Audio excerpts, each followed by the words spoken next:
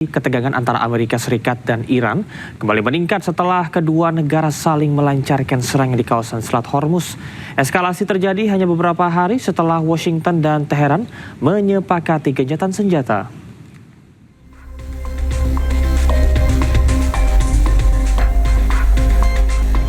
Ketegangan kembali meningkat antara Amerika Serikat dan Iran di tengah gencatan senjata yang baru beberapa hari disepakati.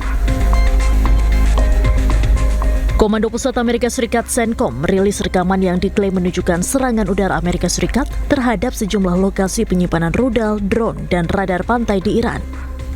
Hal ini dilakukan Amerika Serikat setelah sebuah kapal dagang berbendera Singapura, MV Ever Lovely, dilaporkan menjadi sasaran serangan drone di perairan dekat Oman. Menurut CENTCOM, kapal tersebut mengalami kerusakan ringan. Amerika Serikat juga tegaskan serangan yang disebut dilakukan Iran ini jelas melanggar gencatan senjata dan mengancam kebebasan pelayaran di Selat Hormuz. I don't like the fact that they took a shot yesterday, actually 4, we knocked down 3, at a ship. Not an allied ship, but a ship, a very expensive ship. And it was fine, but it took a little beating. They shouldn't be doing that, so you'll find out. Will the U.S. You'll find out. Will the U.S. respond? What is your message to Will I Iran? respond? You're going to find out. Attention all vessels in Persian Gulf and Oman Sea. This is Stefan Navy warning. Transiting in the Strait of Hormuz is only possible. Sebelumnya Iran telah berulang kali memperingatkan kapal-kapal yang melintas di Selat Hormuz dan menegaskan bahwa hanya kapal yang mendapat izin Teheran yang dapat melewati jalur tersebut. IRGC bahkan menyatakan Selat Hormuz ditutup dan memperingatkan adanya konsekuensi bagi kapal yang telah melintas. Sementara terkait serangan Amerika Serikat, Iran mengklaim telah berhasil menggagalkan serangan Amerika dan memperingatkan akan memberikan respons keras terhadap setiap aksi lanjutan dari Washington.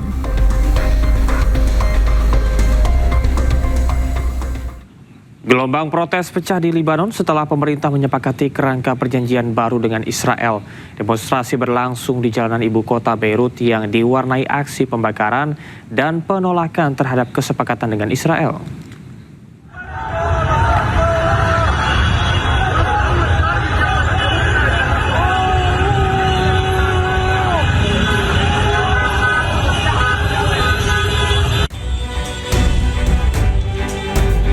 Aksi protes kembali mengguncang ibu kota Lebanon, Beirut, menyusul tercapainya kerangka perjanjian baru antara Lebanon dan Israel yang dimediasi oleh Amerika Serikat.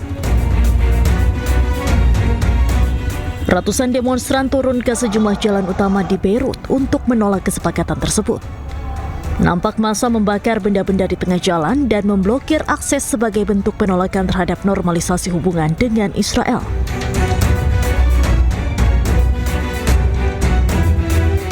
Kesepakatan yang juga melibatkan Amerika Serikat itu memicu kemarahan sebagian warga Lebanon karena dinilai menguntungkan Israel. הדבר החשוב ביותר הוא קודם כל שישראל נשארת ברצועת הביטחון בדרום לבנון.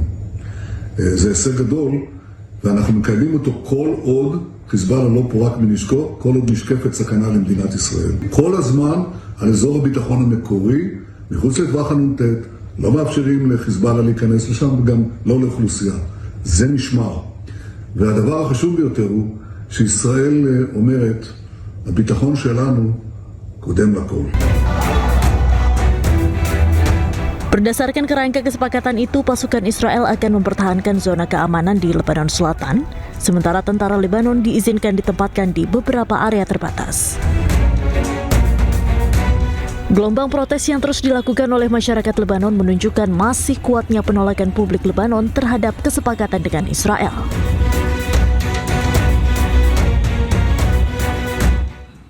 Sebelumnya Amerika Serikat, Lebanon, dan Israel menandatangani rancangan kesepakatan perdamaian trilateral di Washington DC. Kesepakatan damai ini tidak mengikut sertakan kelompok pejuang Hizbullah.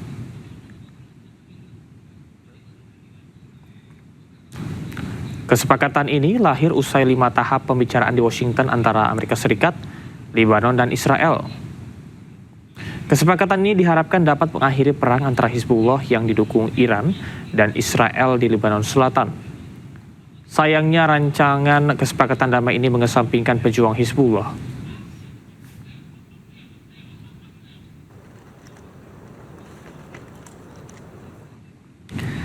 PBB menyebut Israel sengaja menargetkan anak-anak Palestina yang mengakibatkan genosida, kejahatan kemanusiaan, serta kejahatan perang di jalur Gaza dan tepi barat.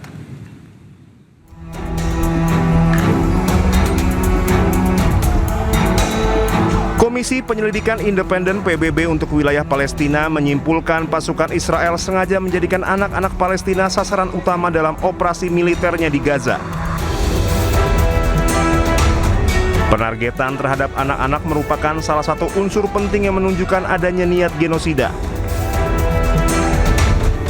Sejak perang pecah 7 Oktober 2023, berbagai bentuk pelanggaran terhadap anak-anak terjadi mulai dari penembakan menggunakan senjata presisi, penghancuran sekolah dan rumah sakit, hingga dampak blokade yang memicu kelaparan dan memburuknya layanan kesehatan. Pembunuhan dan luka berat terhadap anak-anak tetap terjadi bahkan setelah gencatan senjata pada Oktober 2025. PBB mencatat lebih dari 20.000 anak tewas di Gaza. Selain di Gaza, 213 anak Palestina tewas di tepi barat. Selain itu, 459 gedung sekolah di Gaza terkena serangan langsung. Lebih dari 97% sekolah hancur. Akibatnya, 600.000 lebih anak kehilangan akses pendidikan formal selama 3 tahun ajaran. Blokade Israel juga menyebabkan 151 anak meninggal akibat malnutrisi. Israel terus melakukan genosida, kejahatan terhadap kemanusiaan, dan kejahatan perang di Gaza serta kejahatan perang di tepi barat. 3 polisi di Gaza tewas dan belasan lainnya luka-luka akibat serangan Zionis Israel di dekat kamp pengungsian Gaza.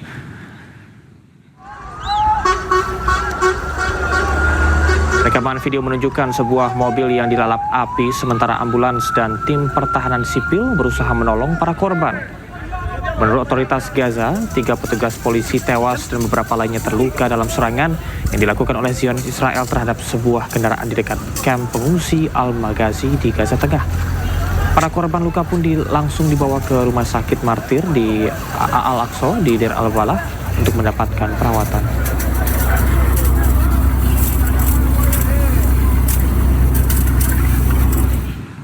Pengamat menyebut saling serang antara Amerika Serikat Iran di kawasan Selat Hormuz mencederai perjanjian yang ditantangani oleh pada 17 Juni lalu.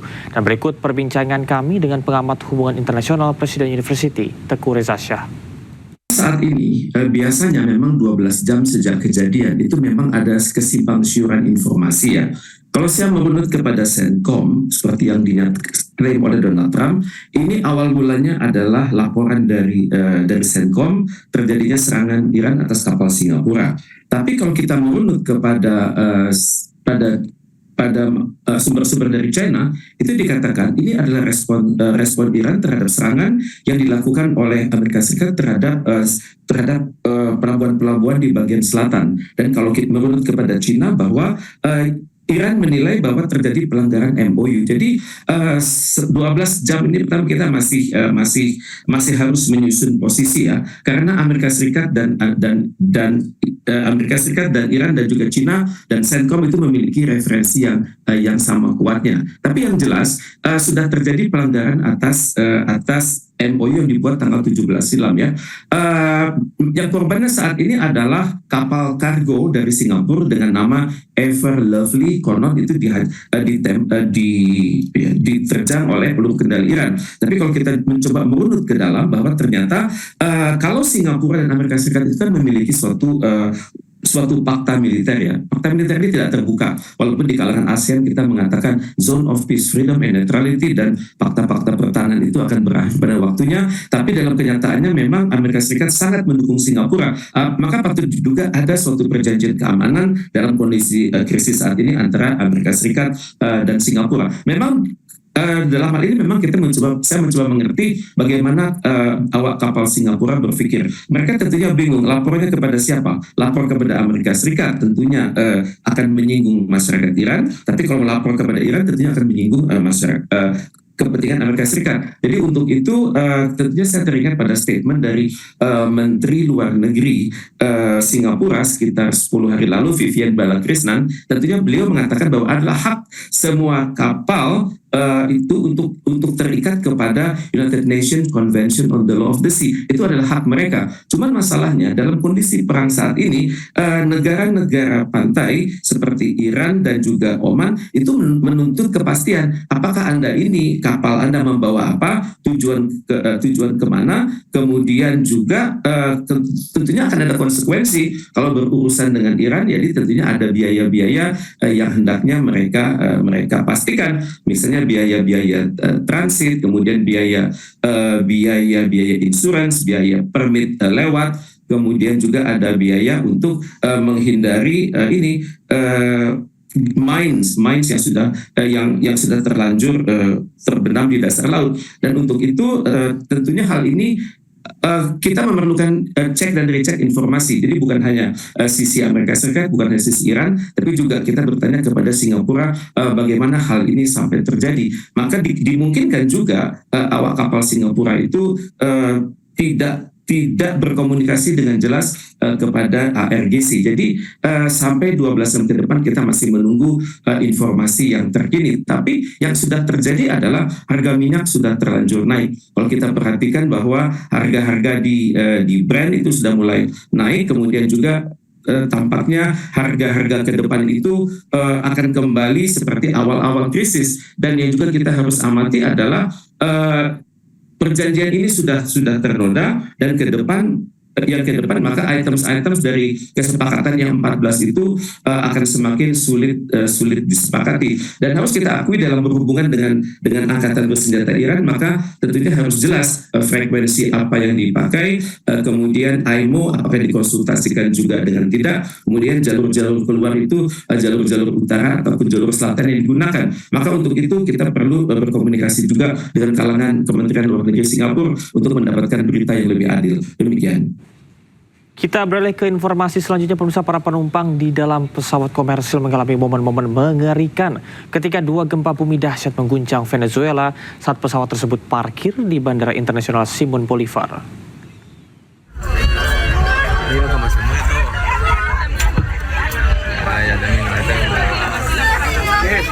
Inilah video yang direkam di dalam kabin menunjukkan pesawat terguncang hebat saat 2 gempa bumi dahsyat dengan magnitudo 7,2 dan 7,5 melanda Venezuela.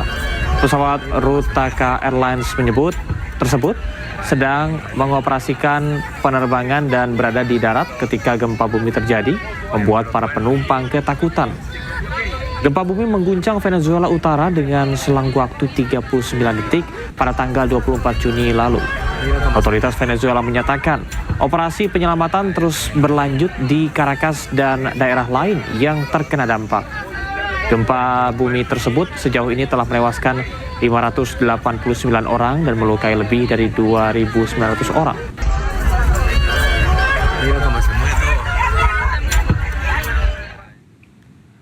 Sementara itu, seorang ayah dan putrinya yang masih kecil berhasil lolos dari bahaya setelah mendapat notifikasi bahaya gempa bumi dari ponsel hanya beberapa detik sebelum gempa dahsyat mengguncang Venezuela.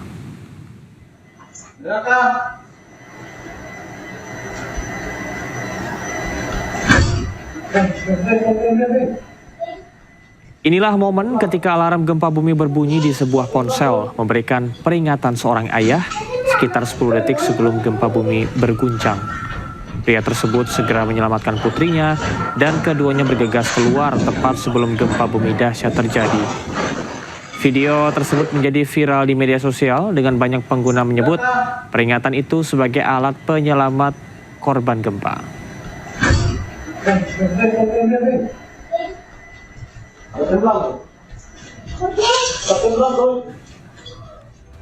Pemirsa, kecelakaan sebuah mobil minibus dengan truk di Kabupaten Tuban, Jawa Timur menyebabkan 1 orang meninggal dunia dan 3 penumpang lainnya terluka. Detik-detik evakuasi sopir yang terjepit di ruang kemudi sempat direkam warga dan beredar di media sosial. Tiga dulu ya. Panas lagi kono. Kecelakaan maut terjadi usai sebuah mobil minibus menghantam dump truck di jalur Tuban, Rembang, Jawa Tengah, tepatnya di Desa Jatiklabang, Kecamatan Jatirogo, Kabupaten Tuban, Jawa Timur. Benturan hebat membuat bagian depan mobil minibus hancur dan pengemudinya terjepit di ruang kemudi.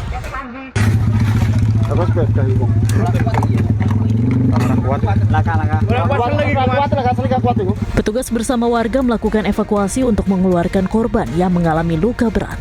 Korban kemudian dilarikan ke RSUD Ali Mansur Jatirogo, namun nyawanya tidak dapat diselamatkan dan dinyatakan meninggal dunia.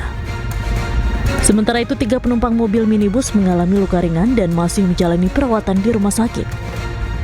Kecelakaan bermula saat mobil minibus yang dikemudikan oleh Kudiono, warga desa Kedung Makam, melaju dari arah timur menuju barat dengan membawa 3 orang penumpang. Sesampainya di lokasi kejadian, mobil diduga oleng ke kanan hingga masuk ke jalur berlawanan. Pada saat bersamaan, sebuah dump truck diesel melaju dari arah berlawanan. Karena jarak sudah terlalu dekat, tabrakan keras pun tidak dapat dihindarkan. Dari kejadian tersebut, akhirnya terjadi benturan.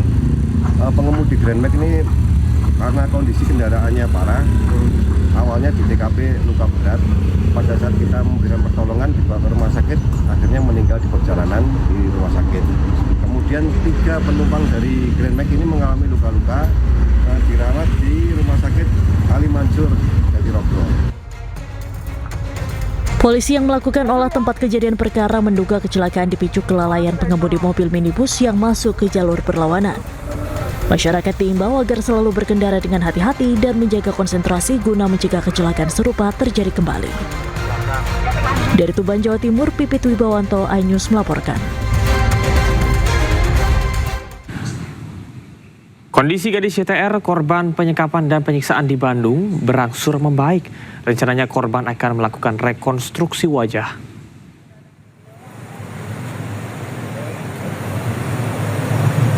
YT, korban penyekapan dan penyiksaan berinisial YTR, saat ini masih menjalani perawatan tim medis Rumah Sakit Hasan Sadikin Bandung. Saat ini korban YT sudah bisa berkomunikasi, makan, dan duduk. Tim RSHS tengah memulihkan dari psikis korban YT. Sebelum melakukan tindakan operasi, tim RSHS melakukan pembersihan luka sambil menunggu kondisi korban stabil. Lukanya saat ini memang sudah perbaikan, keadaan psikisnya pun juga memang yang bersangkutan sudah bisa mengobrol, sudah memang bisa makan, dan juga memang sudah bisa duduk. Nah, kita sambil menunggu untuk operasinya, yang penting adalah sekarang adalah kita pemulihannya dulu. Setelah itu, setelah stabil, keadaan umum stabil, baru kita melaksanakan untuk next step-nya seperti ini. Sementara itu, Yuvita, korban penyekapan yang masih terbaring lemah di rumah sakit, berharap pelaku mendapat hukuman seberat mungkin. Yuvita pun menyampaikan terima kasih kepada aparat kepolisian Polda Jawa Barat. Alhamdulillah senang sekali, terima kasih ke Polda sudah membantu saya. Saya jadi lebih senang lagi, saya lagi bahagia lagi, dan saya ini dihukum seberat mungkin. Jadi yang ngerasain apa yang saya rasain. DPR mendesak hukuman kebiri bagi Taufik Hidayat, pelaku penyiksaan wanita di Bandung, Jawa Barat. Pelaku diduga berulang kali melakukan kekerasan terhadap perempuan, termasuk mantan istrinya.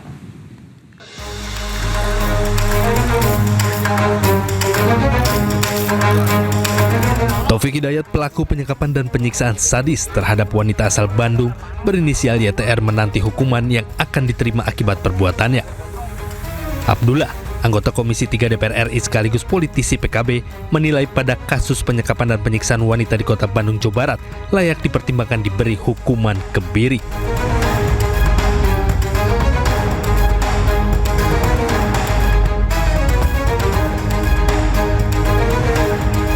Pelaku juga diduga memiliki rekam jejak yang memiliki pola kekerasan berulang.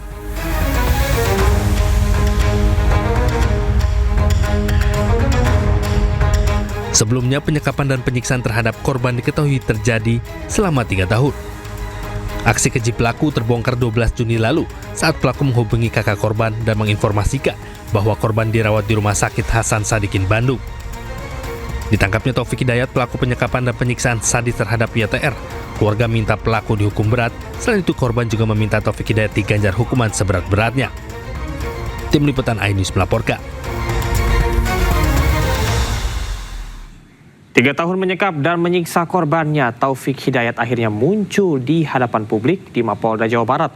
Dengan kepala tertunduk, tersangka menyampaikan permintaan maaf, namun ditolak tegas oleh pihak keluarga. Pik, rada kaharep, Pik.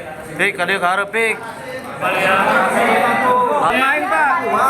Dengan kepala tertunduk, tersangka Taufik Hidayat menyampaikan permintaan maaf atas perbuatannya. Permintaan maaf ini disampaikan setelah dihadirkan di Mapolda Jawa Barat. Namun tersangka tidak menjawab satupun pertanyaan jurnalis. Laki, Pik, angkat. Pik, mana kan laki, Pik? Praktisi kepolisian Brigjen Purnawirawan Yosepa Sri Suwari mengatakan pelaku Taufik Hidayat bisa dijerat dengan ancaman hukuman yang berat akibat perbuatannya kepada gadis YT. Yosepa juga mengimbau pasangan yang belum resmi menikah jangan tinggal serumah. Pasal di kita ini bukan semacam kumulatif ya.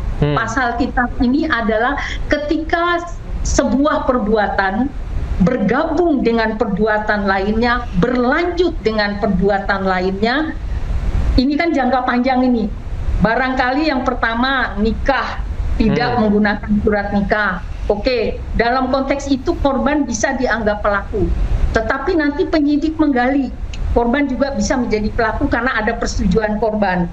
Ya, tetapi mulai kekerasan itu masuk, makanya kita meminta wanita itu dalam mencegah jangan pernah mau hidup serumah, belum dalam ikatan pernikahan, gitu ya. Satu, yang kedua, kalau di negara-negara Barat, Eropa itu hukumnya dikumulatifkan. Kalau di Indonesia dia hanya mengenal pemberatan, walaupun pasalnya akumulatif, gabungan dari beberapa perbuatan, konkursus realis. Ini beberapa perbuatan bergabung menjadi satu ya dalam jangka yang panjang. Memang semua penganiayaannya ada fisik, ada psikologis, ada barangkali ada seksual juga di sana, ada ekonomi juga di sana, belum lagi kekerasan yang lain-lainnya. Penyekapan sendiri itu kekerasan aja sudah ada 4 jenis. Terus belum lagi tindak pidana penyekapan. Terus ada lagi apa nanti kita tidak tahu. Nah, kita hanya mengenal pemberatan. Di sanksi hukumannya digunakan yang terberat, kemudian diperberat sepertiga. Itu prinsip. Sidang Pansus Hak Angket DPRD Kabupaten Goa terkait dengan dugaan perselingkuhan Bupati Goa dengan konsultan politiknya digelar di kantor DPRD Kabupaten Goa, Sulawesi Selatan.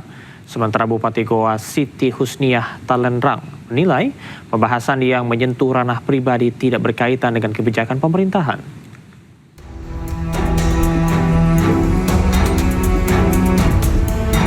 Sidang Pansus Hak Angket DPRD Goa yang mengusut sejumlah persoalan yang diduga melibatkan Bupati Goa, Siti Husniah Talenrang, digelar di gedung DPRD Goa, Sulawesi Selatan. Dalam sidang itu 14 saksi hadir untuk memberikan keterangan di hadapan anggota Pansus, termasuk mantan suami Bupati Kabupaten Goa berinisial HA dan mantan supir Bupati Goa.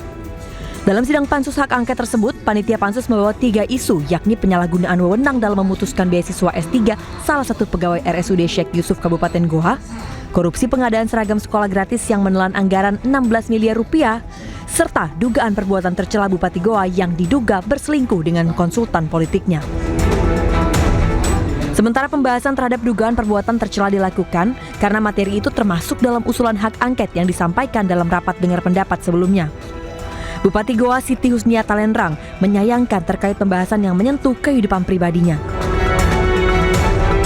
Saya merasa terusik dengan apa yang dilakukan oleh teman-teman DPR yang terlalu jauh masuk ke ranah pribadi karena itu sifatnya non kebijakan. Menurut saya, mari kita benar-benar memahami tugas kewajiban masing-masing karena setiap manusia itu mempunyai privasi yang sebenarnya siapapun orangnya itu berhak untuk hak pribadinya tidak diganggu. Kami telah bersepakat di Pansus ini dan bahkan di DPRD ini untuk kita tidak masuk di persoalan pribadi. Kita masuk ke persoalan kebijakan dan kewenangan dan adanya kemungkinan gangguan-gangguan terhadap penyelenggaraan pemerintahan daerah. Sidang Pansus Hak Angket rencananya akan kembali digelar pada Kamis mendatang. Dari Kabupaten Goa, Sulawesi Selatan, Bukma, iNews melaporkan. Puncak perayaan HUT ke-499 menuju 5 abad DKI Jakarta digelar di kawasan Bundaran HI. Panggung hiburan dan sejumlah ornamen Betawi menghiasi kawasan Bundaran HI.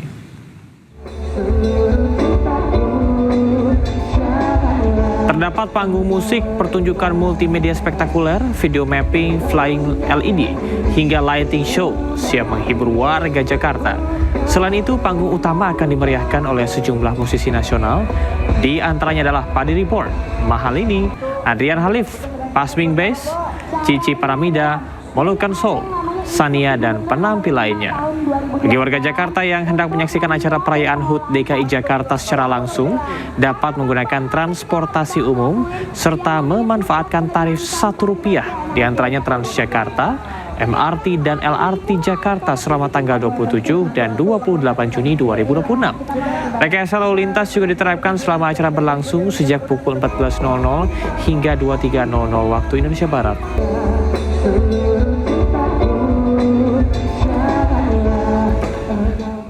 Dan pemirsa, untuk mengetahui kemeriahan di perayaan Puncak HUT ke-499 DKI Jakarta, sudah ada rekan jurnalis iNews Anissa Rizkia di kawasan Bundaran HI.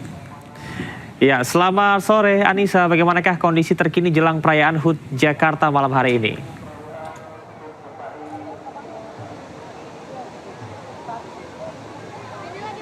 Dari Bundaran HI Jakarta, nampak ribuan masyarakat sudah memadati sejak siang tadi hingga jelang petang kali ini.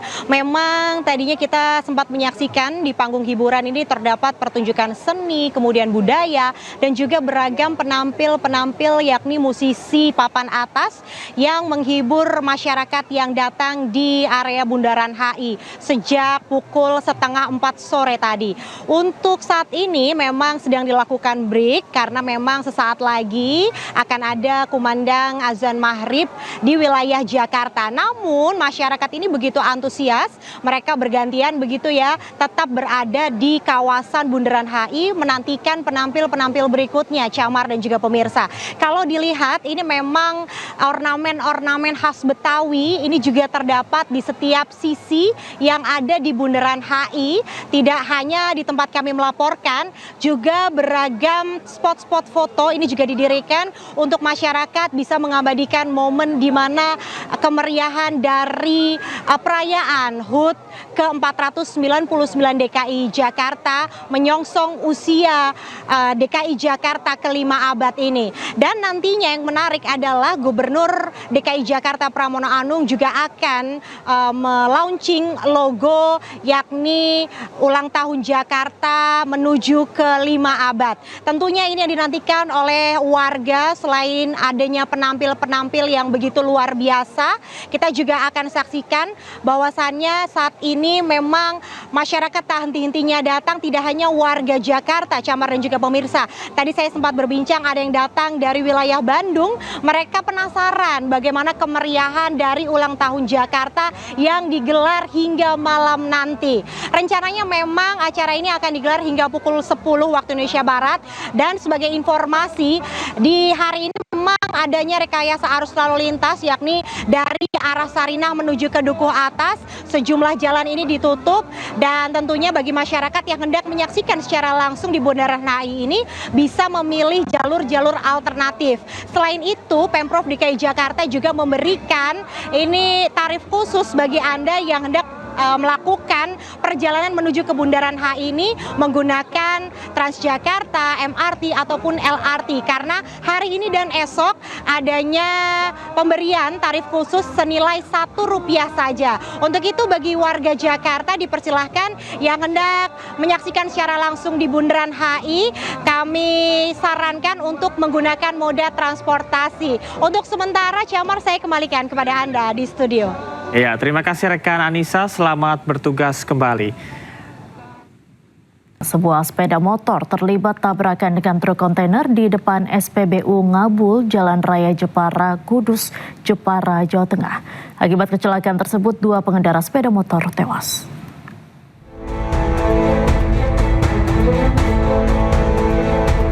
Detik-detik tabrakan 2 pengendara sepeda motor dengan truk kontainer terekam CCTV Jumat malam. Peristiwa terjadi di depan SPBU Ngabul, Jalan Raya Jepara Kudus, Jepara, Jawa Tengah. Kecelakaan berawal saat truk yang berusaha kembali ke lajurnya usai menyalip kendaraan di depannya tiba-tiba menyerempet sepeda motor dari arah berlawanan. 2 orang pengendara sepeda motor kemudian terpental. 1 korban meninggal di lokasi kejadian akibat luka parah, sedangkan 1 korban lainnya meninggal saat dibawa ke rumah sakit. Kejadiannya KBM kontainer melaju dari arah utara ke selatan dari arah Jepara menuju Kudus dengan kecepatan sedang. Saat sampai di TKP mendahului kendaraan yang ada di depannya. Setelah mendahului kendaraan tersebut berupaya untuk masuk ke lajurnya, namun dari arah berlawanan terdapat sepeda motor PCX sehingga terjadi benturan di badan jalan sebelah kanan. Selain melakukan olah tempat kejadian perkara, Satlantas Polres Jepara mengamankan pengemudi truk kontainer untuk menjalani pemeriksaan. Dari Jepara, Jawa Tengah, Alip Sutarto, iNews melaporkan. Viral di media sosial, seorang kedi golf dianiaya seorang pria di kawasan lapangan golf di Tangerang, Banten. Ibu korban meminta agar aparat kepolisian menghukum pelaku seberat-beratnya.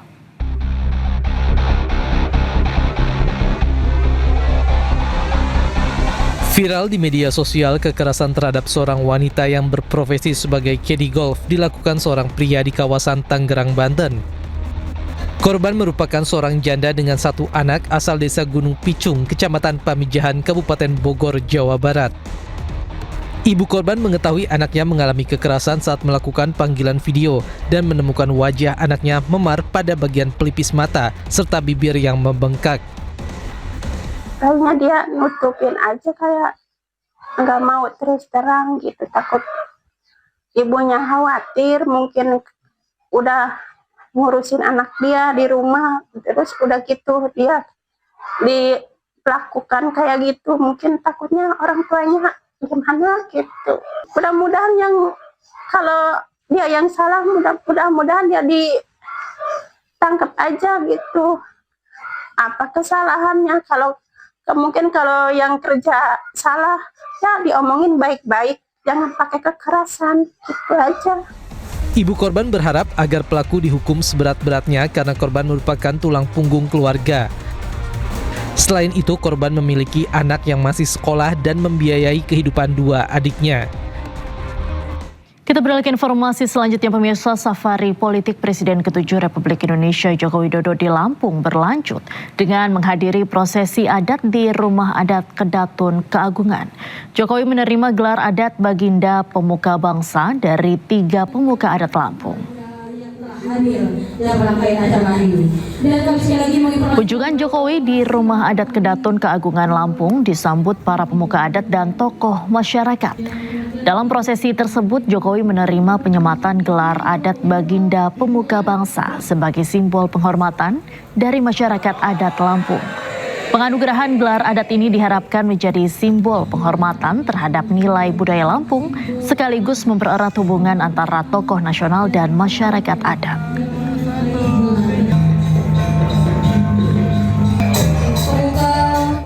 Sementara itu, ratusan massa yang tergabung dalam Forum Suara Masyarakat Lampung menolak safari politik Jokowi.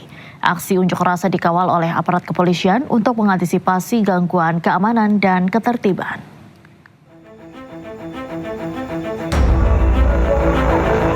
Ratusan massa menyatakan penolakan terhadap safari politik Presiden ke-7 Republik Indonesia Joko Widodo. Mereka menilai kegiatan tersebut tidak peka terhadap situasi yang kini sedang menjadi perdebatan publik, yakni polemik dugaan ijazah palsu yang menurut mereka telah menimbulkan kegaduhan di tengah masyarakat. Massa berpandangan bahwa polemik tersebut sebaiknya mendapat penjelasan dan penyelesaian yang tuntas agar tidak terus-menerus menimbulkan perdebatan. Kami menyayangkan Pak Jokowi hari ini mau keliling seluruh Indonesia. Lampung ini adalah provinsi yang pertama. Ya. Sementara selesaikan dulu perkaranya supaya tidak ada kegaduhan. Wahai Bapak Jokowi, kami tidak tahu apakah maksud Anda berkeliling Indonesia pada hari ini. Aksi berjalan damai di bawah pengawalan ketat aparat kepolisian dengan massa secara bergantian menyampaikan aspirasi melalui orasi di lokasi aksi. Dari Bandar Lampung, Andres Afandi, iNews melaporkan. Pengadilan Negeri Jakarta Timur akan gelar sidang perdana Dr. Tifa pada Kamis 2 Juli mendatang. Sementara itu perkara yang menjerat Roy Suryo belum dapat disidangkan karena masih menunggu proses pra-peradilan yang berlangsung di Pengadilan Negeri Jakarta Selatan.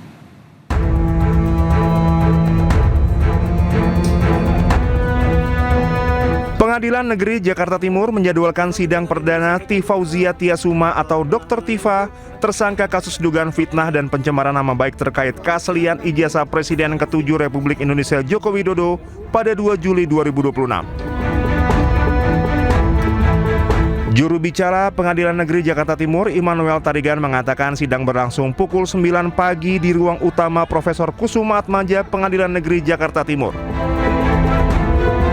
Sementara perkara yang menjerat Roy Suryo, tersangka dugaan fitnah dan pencemaran nama baik terkait keaslian ijazah Presiden ke-7 Republik Indonesia Joko Widodo, belum dapat disidangkan karena masih menunggu proses pra-peradilan yang berlangsung di Pengadilan Negeri Jakarta Selatan. Ketentuan hukum mengatur selama pemeriksaan pra-peradilan masih berlangsung, pemeriksaan pokok perkara belum dapat dijalankan.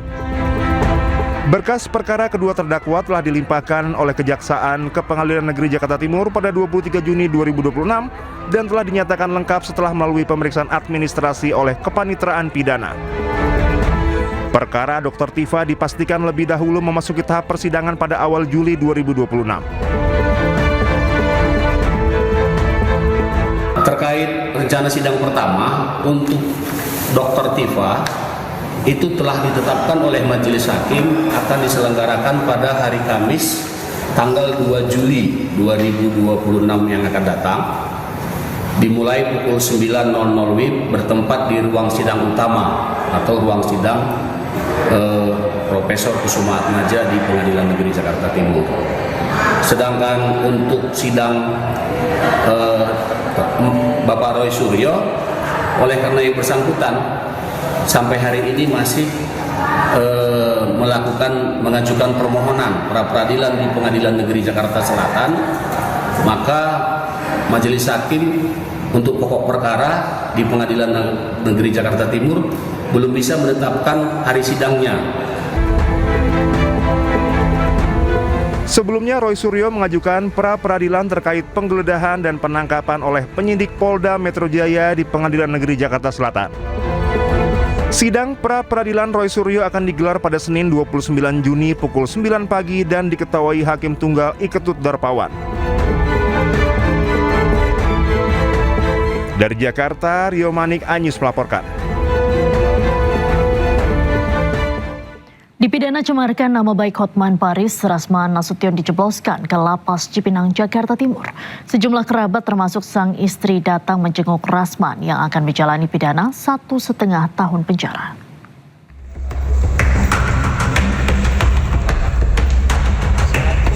Terpidana kasus pencemaran nama baik terhadap Hotman Paris Hutapea, Rasman Arif Nasution, resmi mendekam di Lembaga Pemasyarakatan Lapas Kelas 1 Cipinang, Jakarta Timur. Rasman diterima sebagai warga binaan pada Kamis 25 Juni 2026 sekitar pukul 4:20 sore berdasarkan surat Kejaksaan Negeri Jakarta Utara tentang pelaksanaan putusan pengadilan. Rasman dinyatakan bersalah melanggar pasal 27 ayat 3 Jungto pasal 45 ayat 3 Undang-Undang Informasi dan Transaksi Elektronik atau ITE. Perlu kami sampaikan kepada rekan-rekan media bahwa benar pada hari Kamis 25 Juni 2026 pukul 16.20 berdasarkan surat eksekusi dari Kepala Kejaksaan Negeri Jakarta Utara, kami telah menerima terpidana atas nama Rasman Arif Nasution untuk melaksanakan putusan pengadilan menjalani pidana di Lapas Kelas 1 Cipinang selama 18 bulan. Sementara itu, tampak di Lapas Cipinang beberapa kerabat ingin menjenguk Rasman Nasution.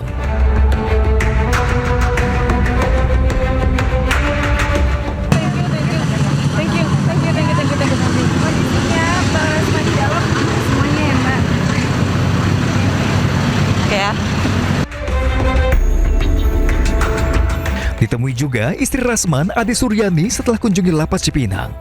Ade mengungkapkan kondisi Rasman dalam keadaan sehat. Namun ada yang enggan berkomentar, bahkan irit berbicara kepada media dan terburu-buru meninggalkan lapas. Atas kasus yang menjeratnya, Rasman dijatuhi pidana penjara selama 1 tahun 6 bulan, serta denda 200 juta rupiah subsidi 4 bulan kurungan.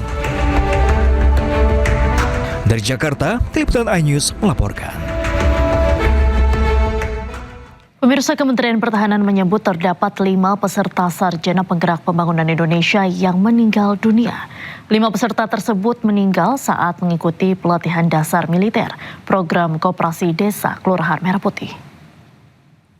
Pertama-tama, atas nama Kementerian Pertahanan Republik Indonesia, Panitia Seleksi Nasional dan seluruh penyelenggara program Sarjana Penggerak Pembangunan Indonesia menyampaikan duka cita yang sedalam-dalamnya atas wafatnya 5 peserta program SPPI KDKMP KNMP tahun 2026 yang sedang mengikuti latihan bela negara dan manajerial.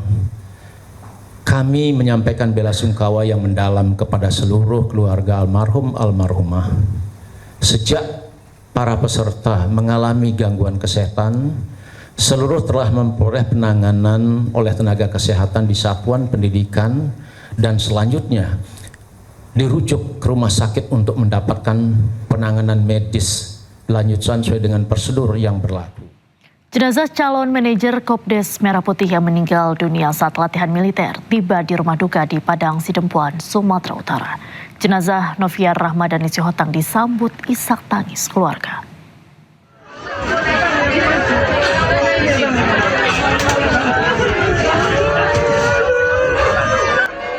Isak tangis keluarga tidak terbendung saat jenazah Novia Rahmadani Sihotang, 25 tahun, tiba di rumah duka di Jalan Sisinga Maharaja, Kelurahan W5, Kecamatan Padang Sidempuan Selatan, Kota Padang Sidempuan.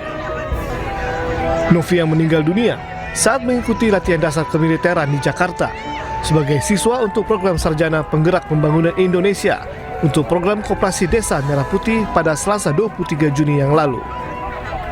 Menurut pihak keluarga, Novia terakhir kali menghubungi keluarga pada 17 Juni sebelum alat komunikasi miliknya dikumpulkan oleh pendamping Lasarmil. Keluarga juga menyatakan jika Novia tidak memiliki riwayat penyakit.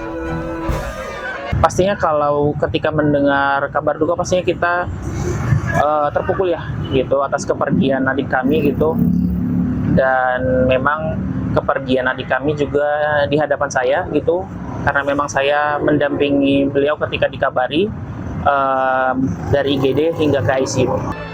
Pihak keluarga telah mengikhlaskan kepergian Novia. Anak kelima dari 6 bersaudara ini dimakamkan di pemakaman umum yang berada di kawasan Simar Sayang.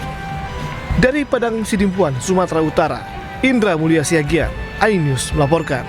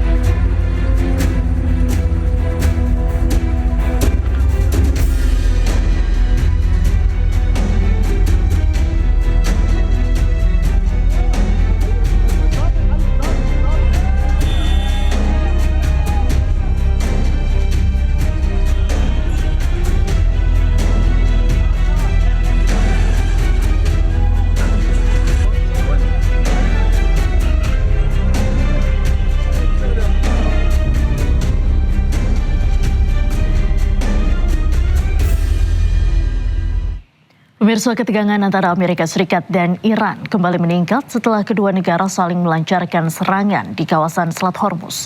Eskalasi ini terjadi hanya beberapa hari setelah Washington dan Teheran menyepakati gencatan senjata.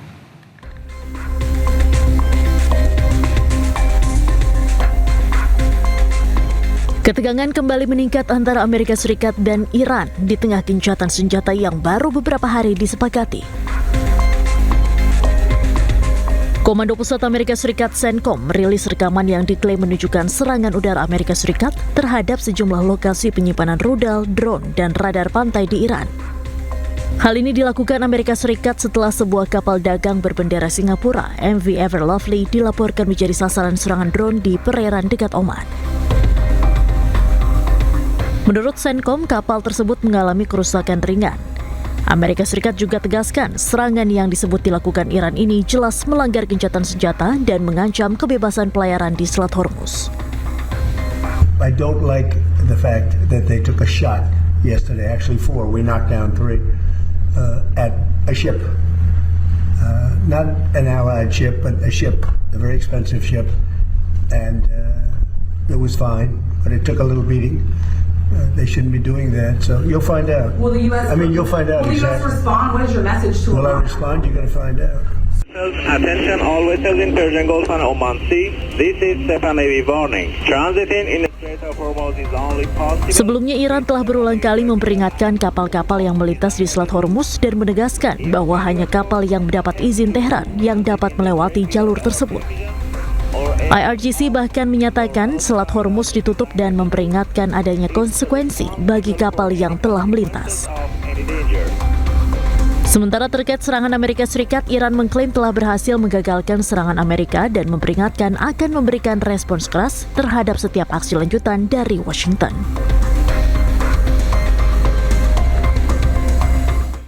Aset Iran yang dibekukan Amerika akan dicairkan di rekening penampungan. Namun Amerika menyebut aset Iran akan dikendalikan oleh Amerika dan harus digunakan untuk membeli produk dari Amerika.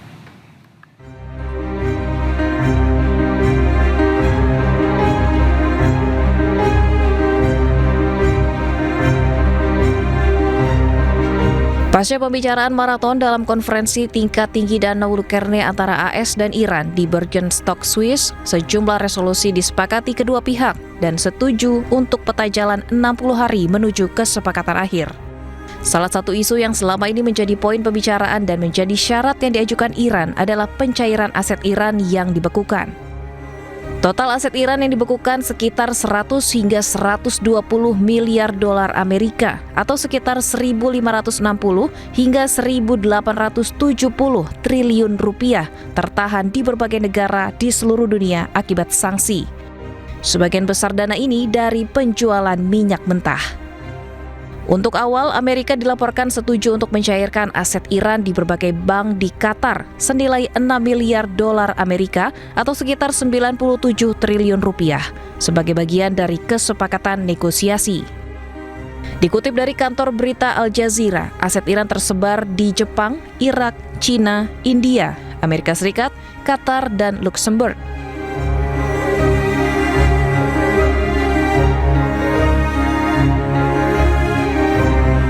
Namun alih-alih menyerahkan dana ini ke Iran, Amerika justru menyebut aset Iran akan dicairkan namun dikendalikan oleh Amerika. Bahkan Wakil Presiden Amerika J.D. Vance menyebut akan meminta Iran untuk membeli produk pertanian dari Amerika dengan uang tersebut berdasarkan usulan Jared Kushner.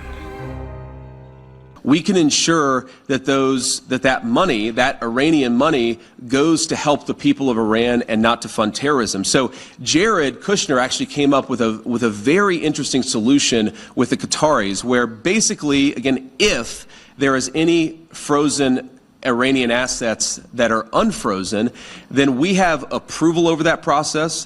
The Qataris have approval over that process.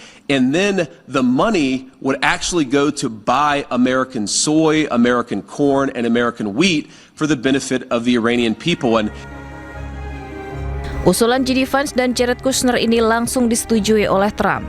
Sementara itu dikutip dari kantor berita Iran Tasnim, Gubernur Bank Sentral Iran menegaskan tidak ada kewajiban bagi Iran untuk membeli impor pertanian dari Amerika. Namun Iran tidak menutup kemungkinan mengimpor dari Amerika jika kualitas dan harganya sebanding dengan yang ditawarkan oleh negara lain. Gelombang protes pecah di Lebanon setelah pemerintah menyepakati kerangka perjanjian baru dengan Israel. Demonstrasi berlangsung di jalanan ibu kota Beirut yang diwarnai aksi pembakaran dan penolakan terhadap kesepakatan dengan Israel.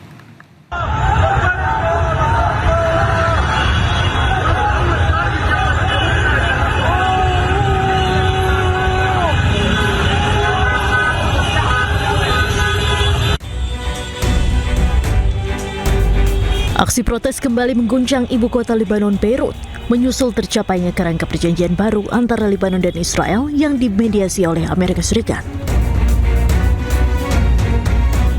Ratusan demonstran turun ke sejumlah jalan utama di Beirut untuk menolak kesepakatan tersebut. Nampak massa membakar benda-benda di tengah jalan dan memblokir akses sebagai bentuk penolakan terhadap normalisasi hubungan dengan Israel.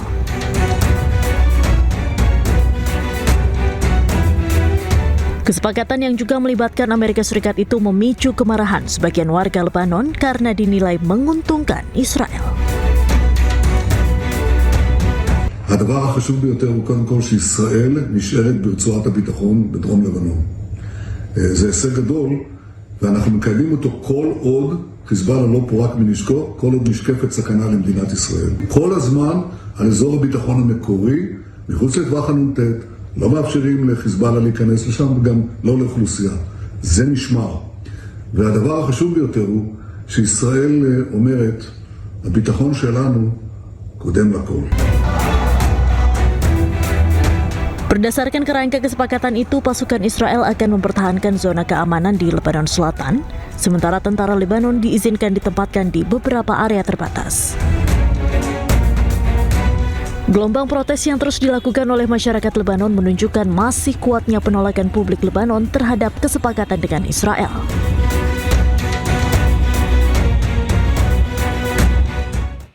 Sebelumnya, Amerika Serikat, Lebanon, dan Israel menandatangani rancangan kesepakatan perdamaian trilateral di Washington DC, Amerika Serikat. Kesepakatan damai ini tidak mengikut sertakan kelompok pejuang Hizbullah. Kesepakatan ini lahir usai 5 tahap pembicaraan di Washington antara Amerika Serikat, Lebanon, dan Israel. Kesepakatan diharapkan dapat mengakhiri perang antara Hizbullah yang didukung Iran dan Israel di Lebanon Selatan. Sayangnya rancangan kesepakatan damai ini mengesampingkan pejuang Hizbullah.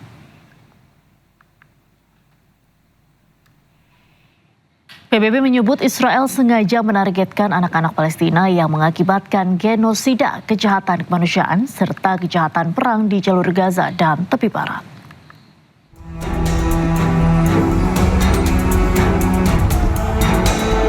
Komisi Penyelidikan Independen PBB untuk wilayah Palestina menyimpulkan pasukan Israel sengaja menjadikan anak-anak Palestina sasaran utama dalam operasi militernya di Gaza. Penargetan terhadap anak-anak merupakan salah satu unsur penting yang menunjukkan adanya niat genosida. Sejak perang pecah 7 Oktober 2023, berbagai bentuk pelanggaran terhadap anak-anak terjadi mulai dari penembakan menggunakan senjata presisi, penghancuran sekolah dan rumah sakit, hingga dampak blokade yang memicu kelaparan dan memburuknya layanan kesehatan.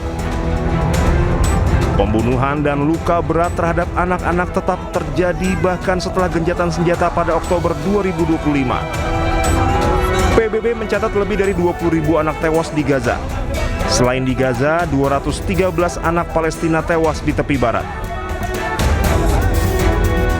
Selain itu, 459 gedung sekolah di Gaza terkena serangan langsung. Lebih dari 97% sekolah hancur. Akibatnya, 600.000 lebih anak kehilangan akses pendidikan formal selama 3 tahun ajaran. Blokade Israel juga menyebabkan 151 anak meninggal akibat malnutrisi. Israel terus melakukan genosida, kejahatan terhadap kemanusiaan, dan kejahatan perang di Gaza serta kejahatan perang di tepi barat. 3 polisi di Gaza tewas dan belasan lainnya luka-luka akibat serangan Zionis Israel di dekat kamp pengungsian Gaza.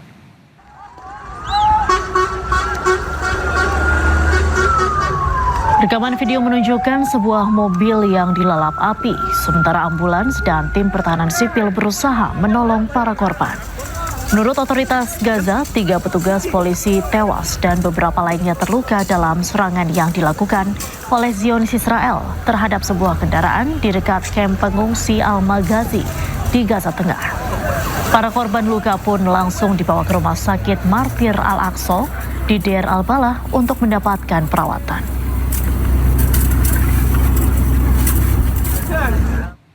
Polisi menetapkan 5 pemuda sebagai tersangka penganiayaan dan pengeroyokan terhadap 2 remaja yang jasadnya ditemukan bertumpukan di selokan di Bekasi, Jawa Barat.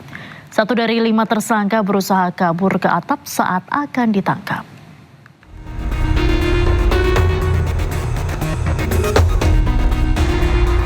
Petugas gabungan Satreskrim Polres Metro Bekasi Kota dan Polsek Bantar Gebang menangkap pelaku tawuran saat hendak kabur ke atap rumah. Sedangkan 4 pelaku lainnya ditangkap di tempat terpisah dengan barang bukti senjata tajam berbagai jenis yang digunakan saat tawuran. Sebelumnya tawuran yang terjadi pada 19 Juni lalu menewaskan 2 pemuda dengan kondisi bertumpukan di dalam selokan di Jalan Raya Mustika Jaya, Kota Bekasi, Jawa Barat. Pelaku dan korban diketahui hendak tawuran di kawasan Villa Gading Mustika Jaya. Namun lantaran kelompok korban kalah jumlah, para pelaku terus mengejar korban hingga penganiayaan terjadi. 2 pemuda tewas akibat sabetan benda tajam, sedangkan 2 orang lainnya luka-luka. Yaitu yang pertama kelompok yang mengatasnamakan Timur Everybody dengan kelompok Gasruk Mentality. Nah, ini janjian ketemu di Jalan Mutiara Gading Timur. Tetapi setelah bertemu ternyata bahwasanya kelompok daripada Gasruk Mentality ini hanya ada kurang lebih hanya 3 kendaraan, sementara kelompok yang lain ini cukup banyak, sehingga kelompok melihat hal tersebut, kelompok Gasruk Mentality ini mereka mencoba melarikan diri, tetapi oleh kelompok satunya, ini Timur Everybody, ini langsung dikejar. Untuk mempertanggungjawabkan perbuatannya, kelima pelaku terancam pasal 365 KUHP dengan ancaman hukuman 20 tahun penjara. Seorang polisi menabrak mobil warga lantaran curiga istrinya berada dalam mobil bersama selingkuhan. Namun saat diperiksa ternyata sang istri tidak ada dalam mobil tersebut.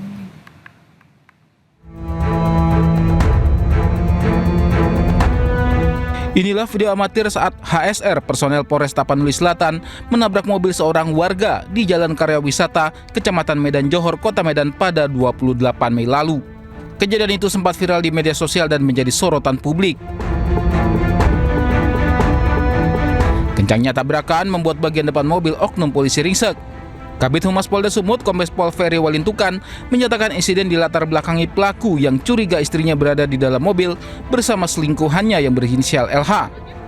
Namun saat diperiksa pelaku, wanita yang berada di dalam mobil ternyata bukan istrinya.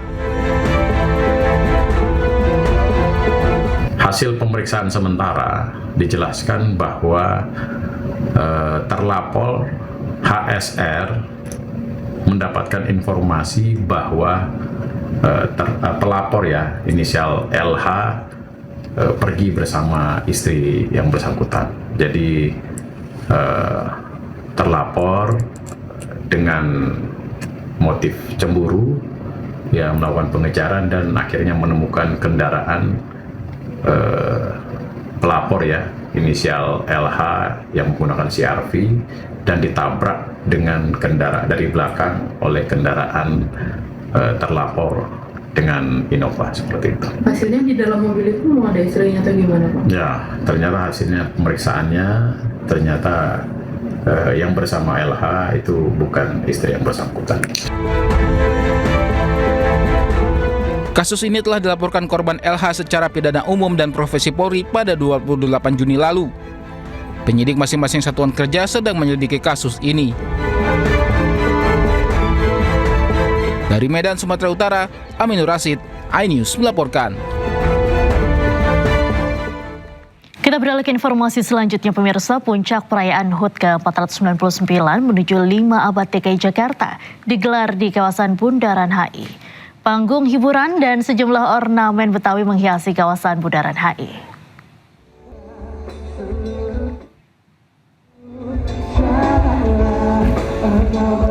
Terdapat panggung musik, pertunjukan multimedia spektakuler, video mapping, flying LED, hingga lighting show, siap menghibur warga Jakarta. Selain itu, panggung utama akan dimeriahkan sejumlah musisi nasional, diantaranya Padi Reborn, Mahalini, Adrian Khalif, Pasmin Base, Cici Paramida, Moluken Soul, Sania, dan penampil lainnya. Bagi warga Jakarta yang hendak menyaksikan acara perayaan HUT DKI Jakarta secara langsung, dapat menggunakan transportasi umum dan memanfaatkan tarif Rp1 diantaranya Transjakarta, MRT, dan LRT Jakarta selama tanggal 27 dan 28 Juni 2026. Rekayasa lalu lintas juga diterapkan selama acara berlangsung sejak pukul 14.00 hingga pukul 23.00 waktu Indonesia Barat.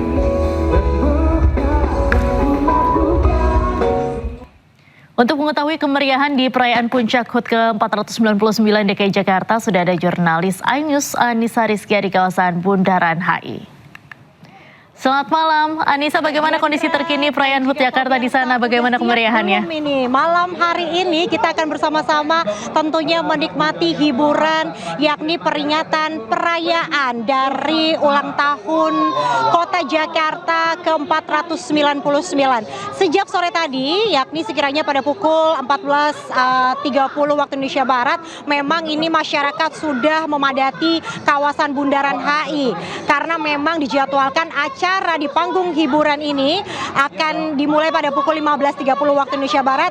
Hingga malam hari ini kami melaporkan tak henti-hentinya pertunjukan seni budaya hingga penampilan-penampilan dari musisi papan atas menghibur masyarakat yang hadir di Bundaran HI Jakarta. Kalau dilihat memang animo masyarakat ini begitu luar biasa, Diandra dan juga pemirsa. Ini membuat dari pihak kepolisian dan juga Dishub melakukan rekayasa arus lalu lintas dari arah Sarinah menuju Duku Atas.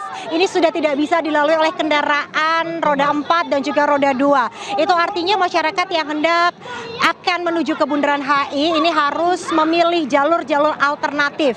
Selain itu juga Pemprov DKI Jakarta ini memberikan kado khusus nih untuk warga Jakarta. Walaupun tidak memiliki KTP Jakarta juga bisa menikmati dengan menaiki moda transportasi seperti Transjakarta, kemudian MRT, LRT dengan tarif Rp1. Jadi itu bisa menjadi alternatif bagi Anda yang ingin menikmati hiburan di kawasan Bundaran HI. Nah, kalau dilihat ini memang musisi dari papan atas, yakni musisi nasional, ini baru saja tampil begitu di panggung utama yang ada di Bundaran HI Jakarta. Namun juga nantinya akan ada persembahan yakni mapping video, kemudian ada juga instalasi cahaya yang menjadi surprise bagi warga yang menyaksikannya secara langsung di Bundaran HI Jakarta. Selain itu kita juga menantikan rencananya Gubernur DKI Jakarta Pramono Anung akan melaunching logo menuju 5 abad DKI Jakarta yang akan dilaunching pada malam hari nanti. Kita tentunya tidak sabar, Diandra dan juga pemirsa, untuk menyaksikannya. Selain itu juga memang warga yang datang ini tidak hanya dari Jakarta saja, ada juga yang datang dari luar kota seperti dari Jawa Barat, dari Bandung. Mereka sengaja menjadwalkan mengajak keluarga tercintanya untuk melihat langsung bagaimana kemeriahan dari perayaan HUT ke-499 DKI Jakarta. Malam hari ini juga Pemprov DKI Jakarta bekerja sama dengan Dishub menambah kantong-kantong parkir sebanyak 21 titik. Anda bisa memilih begitu ya kantong-kantong parkir terdekat untuk bisa menuju ke kawasan Bundaran HI Jakarta. Tentunya kita sama-sama menikmati jalannya acara kemeriahan dari puncak perayaan HUT DKI Jakarta. Karena tidak hanya di tanggal 27 Juni, namun esok Diandra dan juga pemirsa juga ada pagelaran yakni peringatan Hari Ulang Tahun Jakarta di hari Minggu esok dari pukul 6 pagi hingga 10 pagi, tempatnya ada di Bundaran HI Jakarta. Kita juga menantikan bagaimana kemeriahannya nantinya sampai malam di Bundaran HI Jakarta ini. Saya akan tutup dengan pantun Diandra dan juga pemirsa. Jalan-jalan ke Cikini, mampir ke Gondang Dia, tentunya bahagia rasanya. Dirgahayu Kota Jakarta, semoga masyarakatnya semakin sejahtera. Demikian saya kembalikan kepada Diandra yang ada di studio. Cakep. Baik, terima kasih Anissa Rizky atas laporan Anda langsung dari Bundaran HI. Selamat malam, selamat kembali bertugas Anissa.